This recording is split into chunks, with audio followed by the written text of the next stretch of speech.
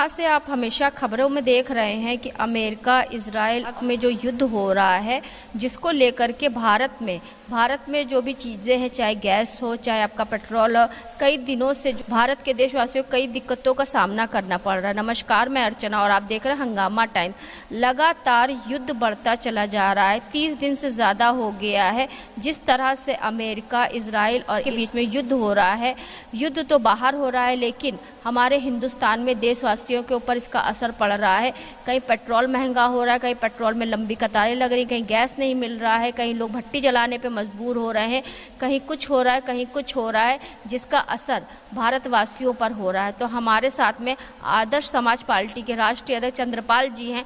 तो जिस तरह से अमेरिका इजराइल और ईरान के बीच में युद्ध हो रहा है लेकिन असर हिंदुस्तान पे दिख रहा है, तो क्या कहना चाहेंगे इस मुद्दे पर? Thank you. नमो बुद्धा, जय भीम। आपने पूरे वातावरण को युद्ध में बना दिया और अच्छी बात कही कि युद्ध तो कहीं दूसरी कंट्रीज में, बड़े बड़े कंट्रीज हैं उनमें हो रहा है, मगर हमारा असर हमारे देश पे भी पड़ रहा है। और हमारा देश जो है निष्पक्ष रहा है, न्यूट्रल रहा है, नॉन अलाइनमेंट का सिद्धांत को पालन किया है। अभी तक तो यही दिखाई देता है कि हमारे सरकार ने अच्छी तरह से कार्य किया है, नॉन अलाइनमेंट की ही बात कर रहे हैं। अब जहाँ पर भी गलती हुई है उसको महसूस करेंगे माननीय प्रधानमंत्री जी कि हमको जो ईरान और उसके बीच में जो नहीं पड़ना चाहिए था, अमेरिका के इसके बीच में, क्योंकि अमेरिका कल पाकिस्तान से मिलकर के कहीं सारे युद्ध की समस्या हम लोगों की तरफ न ढकेल दें, तो उस बात को सतर्क रहने की ज़रूरत है। अब जितने भी समस्या आ रही हैं वो युद्ध की समस्या नहीं है। जिस तरह की इमरजेंसी होती हैं वो सब समस्याएं हैं और वो समस्याओं में इस युद्ध के समय में और ज़्यादा बढ़ जाती हैं, क्योंकि जनता क्या कहती है, जनता का भी सोचती है। कुछ जो है गलत प्रचार होते हैं और आजकल के ज़माने में तो और ज़्यादा प्रचार हो रहे हैं।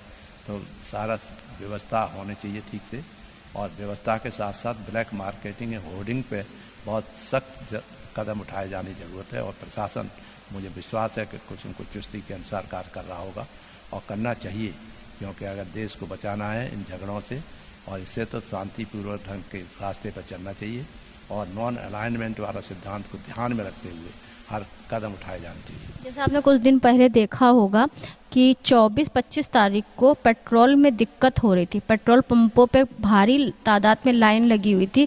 उसके पहले गैस एजेंसियों पर मारपीट भी हुई, गैस नहीं मिल रही थी। जहां पर सरकार ने लागू किया, पहले जो 20 दिन में गैस मिलती थी अब 25 दिन में मिलेगी, 25 दिन में बुक होगा, 25 दिन के बुकिंग के बाद में गैस की डिलीवरी आपके घर पर होगी। जहां सिलेंडर जो मिलता है वो 20 दिन भी नहीं चलता है। अगर 25 दिन तक ये इस तरीके से जो आपका सरकार के द्वारा, भारत सरकार के द्वारा से जो नियम लाया गया है, उसके बारे में क्या कहेंगे? नहीं, नियम तो सरकार सोच समझ के करती है। बैठक भी हो रही है, प्रधानमंत्री की अध्यक्षता में बैठक हुई है, सारे मुख्यमंत्रियों को बुलाया और सारे ऑफिसर्स को इन्वॉल्व कर रखा है और जनता भी मानसिक रूप से अब इन्वॉल्व हो चुकी है कि किस तरह से अपने देश की संकट से। अपने देश में ना पेट्रोल है ना गैस है, तो कैसे प्रधानमंत्री कहते हैं कि हमारा देश विश्व गुरु बने? नहीं, विश्व गुरु की तो बात अलग है, मगर ये बात सही है कि वो प्रबंध करेंगे तो वो तो प्राइम मिनिस्टर और पूरी कैबिनेट और पूरे ऑफिसर्स मिल करके करेंगे और जनता करेगी और कर रही है, अच्छी तरह से कर रही है। यह ध्यान रखना चाहिए जनता को कि इस समय देश पर संकट है, अन्य देशों से ज़्यादा स्पेशली, क्योंकि हम लोग शांत प्रिय देश हैं। हम लड़ना वड़ना नहीं जानते कि किसी से लड़ाई करी जाए, किसी को सताया जाए, और दया करुणा प्रेम मैत्री के पुजारी रहे हैं। बुद्ध का देश है। हम चाहते हैं कि अपना देश जो बिल्कुल दूसरों के समझाता हुआ रहे, समझाए कि ये ठीक नहीं है, क्योंकि हमारे इतिहास रहा है कि बुद्ध के ज़माने से या पहले, बुद्ध से पहले के, भगवान बुद्ध जब पैदा हुआ तो उससे पहले झगड़ा होने की बहुत संभावना थी और झगड़ा जब होने के रोकने के लिए ही बुद्ध भगवान जो वहाँ से घर से छोड़ के चले गए थे और उन्होंने सारे संसार को शांतिपूर्वक ढंग का एक धर्म दिया है। उस धर्म को भी अनुकरण दिमाग में रखें तो मैं समझता हूँ कि हमारा देश भी सुरक्षित रहेगा, हमारे देश प्रगति करेगा और शांति के रास्ते पर चलेगा। 30 दिन हो गए हैं युद्ध को और 15 दिन से भारत में जो है हर व्यवस्था की अव्यवस्था दिख रही है, चाहे गैस की हो चाहे आपका पेट्रोल की हो। जहां पे आपने कुछ दिन पहले देखा होगा कि पेट्रोल पंपों पे कितनी भारी तादाद में लाइनें लगी हुई थी, वहीं पे गैस एजेंसियों पर गैस की लाइनें लगी हुई थी। इसके बारे में देखिए, ऐसा है, ये तो जब इमरजेंसी टाइप की चीज़ लगी हुई है, जहाँ युद्ध हो रहे हैं, एक दूसरे के ऊपर कितने कितने बम्बार्डमेंट्स हो रहे हैं, देख रहे होंगे आपको। तो ये सब तो होना ही है, पैनिक तो होना ही है। प्रदेश में पैनिक भी हो रहा है, देश में पैनिक हो रहा है कि ये कमी हो रही है, कमी हो रही है। वास्तव में जो कहा जा रहा है शासन द्वारा, बताया जा रहा है कि हमारे पास कोई कमी नहीं है। और अभी तक तो बड़े होशियारी से, चतुराई से जो एक्सटर्नल अफेयर्स मिनिस्ट्री और वो सब मिल करके आगे बढ़ा रहे हैं कि हमें जो जितने की आवश्यकता है तेल की, उसकी पेट्रोल वगैरह की, एलपीजी की, सब हमको उपलब्ध होती रहे। और उपलब्ध नहीं भी हो तब भी कुछ समय तक के लिए, जैसे प्रधानमंत्री जी ने कहा है कि जो पहले जो बीमारी हुई थी उसके आधार पर उन्होंने प्रबंध किया था, उसी तरह का प्रबंध कर उसको यहाँ पर प्रबंध कर रहे हैं। और मैं समझता हूँ कि जनता को सहयोग देना चाहिए इस समय, क्योंकि देश जो विपत्ति के में गुजर रहा है, और देश जब विपत्ति में गुजर रहा है तो सबको एक साथ खड़े होकर के, जात पात धर्म को छोड़ करके एक साथ होकर के देश की एडमिनिस्ट्रेशन के साथ, प्रधानमंत्री के साथ खड़ा होना चाहिए। प्रधानमंत्री जी ने कुछ दिन पहले कहा था अपने भाषण में कि लॉकडाउन, फिर से एक बार देश में लॉकडाउन लग सकता है। 2020 में जिस तरह से लॉकडाउन लगा था, हो सकता है एक बार फिर से लॉकडाउन की परिस्थिति आ जाए। तो अगर आपको ये लगता है कि जो युद्ध हो रहा, वॉर जो हो रहा है अमेरिका से, तो उसका असर जो हिंदुस्तानियों पड़ रहा है, और लॉकडाउन के जब असर पड़ेगा, यहाँ पे लॉकडाउन लगेगा, भारत देश की आम जनता किस तरीके से, उसके ऊपर क्या असर? लॉकडाउन से तो और मुसीबतें बढ़ जाएंगी। अभी इस समय वर्तमान में जो मुसीबतें हैं उससे कई गुना बढ़ सकती हैं अगर लॉकडाउन होगा। एक तो पैनिक बहुत ज़्यादा होगी, झूठी बातें, खबरें उड़ाई जाएंगी। तो मैं नहीं समझता कि कोई भी सरकार, अपनी सरकार इस समय से स्थिति में है कि लॉकडाउन लगाए। और कहा भी गया है शायद कि लॉकडाउन नहीं लगेगा। झूठी खबरें उड़ाने वाले जो हैं बहुत ज़्यादा हैं, वो कहेंगे लॉकडाउन लग रहा है, लॉकडाउन लग रहा है, इसी बात पर दे के उड़ाएंगे लोग ये, और आपसे में झगड़ेंगे। देख रहा है आप, रामनवमी के समय पर भी कितनी जगह वायलेंस हो रही है। तो ये छोटी छोटी बातों पर भी वायलेंस हो सकती है। यहाँ पर भी हिंदू मुसलमानों के जो संबंध है ईरान से, यहाँ के उनके सब जो है दोस्ती बना के रखी हुई है, मगर फिर भी लॉकडाउन की बात आते ही फ़ौरन ही तूफान खड़ा होता है कि साहब लॉकडाउन लग रहा है, लॉकडाउन लग रहा है, और अंधविश्वास के अंदर प्रचार होगा तो बहुत ही खतरनाक स्थिति देश के लिए होगी।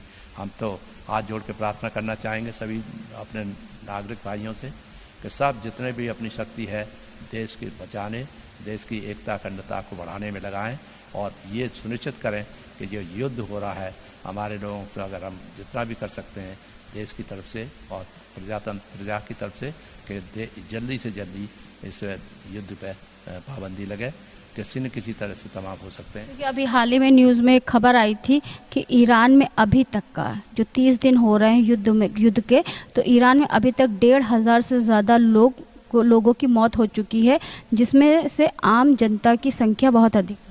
देखिए ऐसा है, ईरान में जो उनके तो इतने जो बड़े बड़े नेता थे बहुत से मारे गए हैं, तो गुस्सा तो है लोगों में, वो तो मरने मिटने के लिए तैयार है। इधर जो आपके अमेरिका है और उनके साथी है जिनसे ये युद्ध शुरू हुआ है, उनको अब परेशानी हो रही है कि कैसे युद्ध से बचा जाए। तो माननीय जो प्रधानमंत्री हैं वहाँ के अमेरिका के, वो सर्च में है कि किसी न किसी का तरह से कोई रास्ता ऐसा निकले जिससे कि अब युद्ध भविष्य में न हो और सही रूप से चले, तो संसार की स्थिति खराब न हो पाए। भारत तो हमेशा चाहता है कि शांतिपूर्वक ढंग से सारे solution across the table negotiation पे आएँ, और अंततः यही रास्ता है जो भगवान बुद्ध ने बताया था कि आपसे ही में मिल बैठ कर के करिए, और मिल बैठ कर के बाद अगर करेंगे, जो वाटर पे बीच में वाटर बहती थी उसके बीच में झगड़ा होता था, उसको उन्होंने बंद किया और त्याग कर करके गए, और सारे संसार में उस पीस धर्म का प्रचार हुआ। और ये दिखाएंगे, बात होंगे, तो मैं समझता हूँ कि आदमी की गुस्सा जो है, एक दूसरे के प्रति गलत फहमी है, वो दूर होगी और इसका कोई ना कोई समाधान, शांतिपूर्वक समाधान निकल पाएगा। लगभग 30 दिन से ज़्यादा हो गए, अगर आगे और युद्ध चला तो आपको क्या लगता है हालत किस तरह से बद से बदतर और? देखिए ऐसा है, 30 दिन तो बहुत होते हैं, अब काफ़ी दिमाग जो है ठीक हो रहे हैं लोगों के, और मैं समझता हूँ कि अब उनमें होश आएगा और समझेंगे कि ये मानवता को नष्ट न करें, और मानवता को बचाने वाला जो धर्म है उन सबको माध्यम से जो शांति व्यवस्था बनाए सारे संसार में, तभी आप प्रगति कर सकते हैं। अन्यथा भूखे मरेंगे लोग, जिस तरह से हालत हो रही है भूखे ही मर रहे हैं करीब करीब सब जगह, ऐसे ये स्थिति है। हमारे प्रधानमंत्री लगे हुए हैं देखिए कितना सफलता पाते हैं कि नहीं पाते। अगर आपसे हमें डर यह है कि पाकिस्तान और अमेरिका एक दूसरे की तरफ आ गए तो फिर हम लोगों की स्थिति ये होगी कि युद्ध में भी हमारे देश को भी ज़बरदस्ती न चाहते हुए भी उसमें झोंक देंगे और जो देश के लिए बहुत ही खतरनाक होगी। तो उससे पहले एक तो ये है कि जनता को हम लोगों को बताना चाहिए कि आप अपने को युद्ध के समय सुरक्षित कैसे रखेंगे, व्यक्तिगत रूप से सुरक्षित कैसे रखेंगे। तो ये बात होनी चाहिए। जैसे आपके जो संस्था बनी हुई हैं, तमाम आर्मी बनी हुई हैं, कोई आरएसएस बनी है, कोई भीम आर्मी बनी है, कोई छत्र आर्मी बनी है, कोई ब्राह्मण आर्मी बनी है। इन आर्मियों को कहिए they must act now positively, constructive के रूप में काम करें। दूसरा एक सबसे महत्वपूर्ण बात यह है कि आप जो है जब तक ये नहीं करेंगे तब तक नहीं एक्टिव नहीं हो पाएंगे, क्योंकि दे आर द पर्सन जो समाज में एक्टिव हैं मगर झगड़ने के लिए एक्टिव हैं और झगड़ने की छोटी छोटी बातों पर झगड़ा कर देते हैं। वो झगड़ने वाले की जो एक्टिविटी है उसको बंद करके एकदम से कंस्ट्रक्टिव एक्टिविटी करना शुरू करें। तो एक है आपका जो विभाग हैं, अपने सरकारी विभाग हैं, उनका काम ही है, फायर ब्रिगेड है, ये है वो है आपका, और संस्था हैं, गार्ड हैं, इन सब को लगाते जाना चाहिए। उनकी ट्रेनिंग होनी चाहिए कि वो इंडिविजुअली मोहल्लों में जाकर एक एक्टिव सोशल एक्टिविटी इनके बताएं कि कैसे अपने को सुरक्षित रखोगे। अगर एटम बम मानिए युद्ध होता है तो अपने को कैसे बचाएं, वैसे साधारण युद्ध में भी अपने की जान कैसे बचाएं, कैसे शिक्षा करें, कैसे शिक्षण संस्थाओं को, लड़कों को, टीचर्स को हर जगह हर स्थान पर एक बहुत बड़ी बृहद टाइप की प्रशिक्षण प्रोग्राम शुरू होना चाहिए। जब होमगार्ड टाइप के लोग जो हैं वो हर घर घर जा कर के लोगों को शिक्षा दें। जो बहुत ही प्रैक्टिकल बात बता रहा हूँ, तो ये प्रैक्टिकल बातों से ही होगा। जैसे आपके ऊपर मानिए बम्बार्डमेंट हुआ तो कहाँ जाएं, कैसे छिपें, ये भी बचाना ज़रूरी है। आप अंडरग्राउंड जाइए, अंडरग्राउंड में बेसमेंट है उनमें छिपिए, किसी का सहारा लीजिए। ये सब लोग सुन चुके हैं कई बार। लोग हर एक विभाग का फर्ज बनता है कि इसी में लगें और हमेशा यही दिमाग लगाते रहे कि किसी तरह से अपनी जनता को सुरक्षित बचाया जा सके।